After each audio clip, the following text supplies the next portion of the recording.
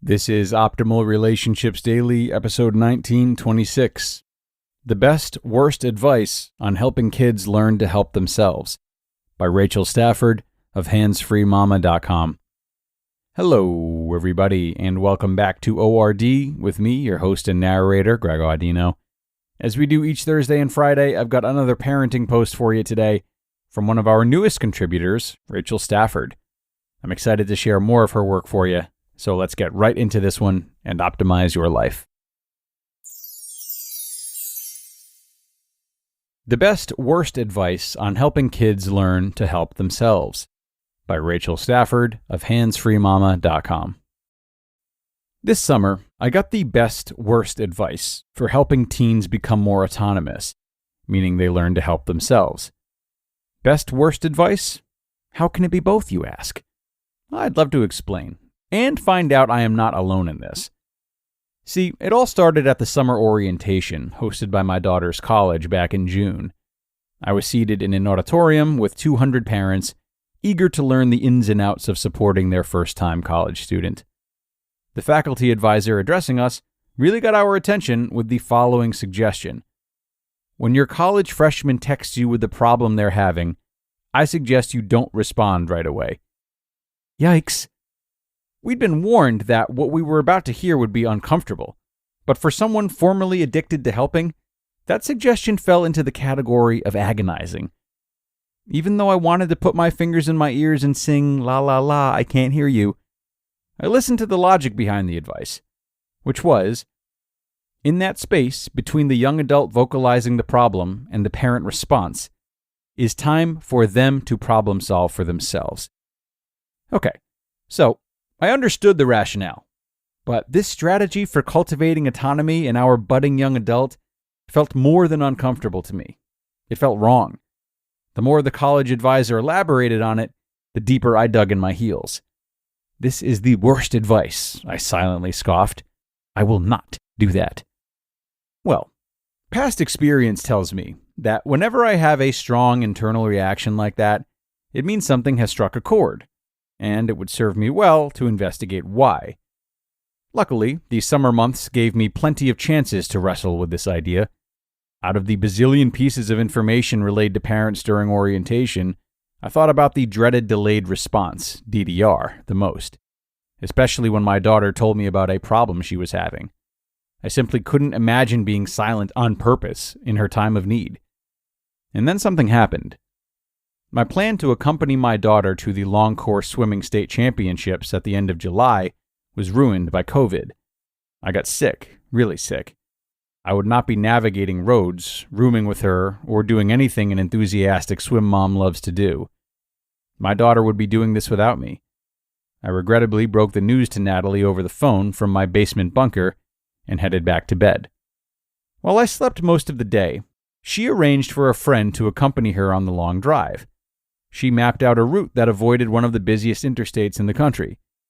The next day, she successfully checked into her hotel room and went out of her comfort zone to dine with fellow swim recruits who were going to her same college.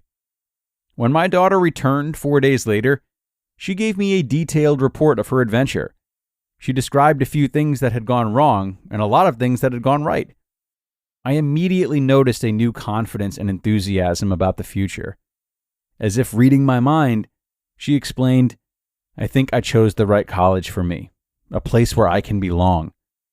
For some reason, Natalie's statement brought to mind the words of the athletic director who spoke to the parents of athletes shortly after the dreaded suggestion was given to the entire group. Hearing it said again, but in a different way, was actually really helpful, and I'd completely forgotten. The athletic director said, instead of turning to you when your child has a problem, we want them to learn to turn to their community here and the resources here. You can best support them by directing them to do just that. Suddenly, I had an image of 4th grade Natalie holding a fellow classmate securely on her lap during a movie.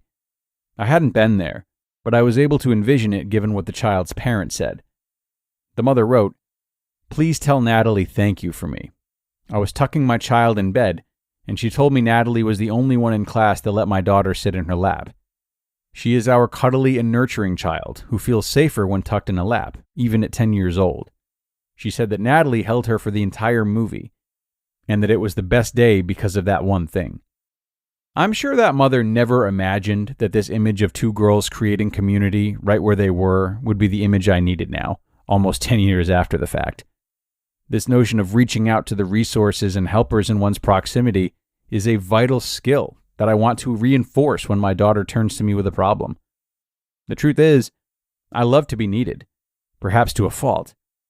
I've done enough soul shift work to know that it is because, for so long, I tied my sense of worth to helping others. But with this self-awareness, I can check myself and remember that the goal is this: for my child, who is a budding young adult, to gain the independence, ability, and confidence to help herself. Will that look like delaying my responses to her text messages? Given that she's been at college for a week now, and I excitedly answer every text as soon as I see it, probably not. But responding and rescuing are not the same thing, at least not when ego is in check. Now, back to the best/worst terminology I use to begin the story. I use worst because I don't believe blanket statements belong in sentences about how people should respond when a loved one turns to them with a problem. One, because no two humans are the same, and what may foster autonomy in one young adult might exacerbate stress in another. And two, nuance is important when determining which situations might call for stepping back and which ones call for stepping in, and there are no absolutes until it happens. But I also use best, because the advice caused me to think about how my need to be needed can hinder my child's ability to seek solutions and learn to make her own decisions. If I detect my motivation to give guidance is to feel worthy, then I'm no longer helping my child, I'm helping myself. Keeping in mind the goal is for kids to develop their own autonomy as individuals is so important, but so is recognizing that process will differ from one family to the next. Research shows that in general, parents can promote autonomy by actively redefining the parent-student relationship, encouraging responsibility, and relinquishing unnecessary control.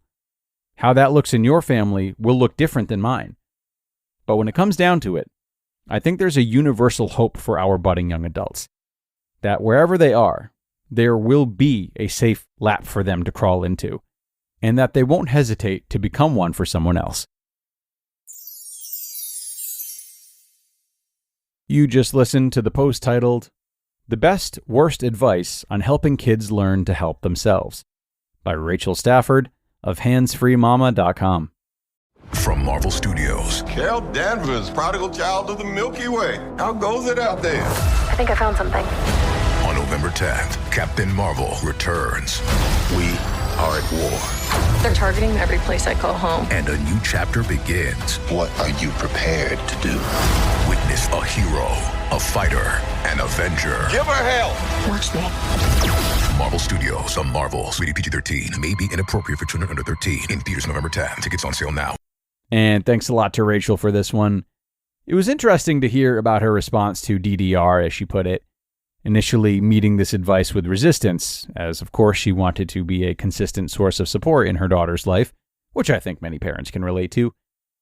Yet, as she witnesses her daughter finding resilience and resources in her immediate community and starts to see the benefits of it, we have a unique takeaway. Building autonomy is not a uniform process. It's a balance of aiding and stepping back, allowing your child to create their own ideas and approach to independence. And many times, as we also saw in this article, it's the result of experiences beyond our control, like Rachel's daughter's solo trip. So I think that for parents and non-parents, it's just a really well-rounded write-up about how autonomy and independence are created, as they can stem from many different sources and are likely to come with growing pains at the beginning, for parents and kids alike. But that brings us to the end for today, everyone. Another parenting post in the books, and I thank you so much for staying with me and listening through the end. You've taken a step forward in your parenting journey today, without question. So have a great rest of your day, and be sure to come on back tomorrow for the Saturday show, where your optimal life awaits.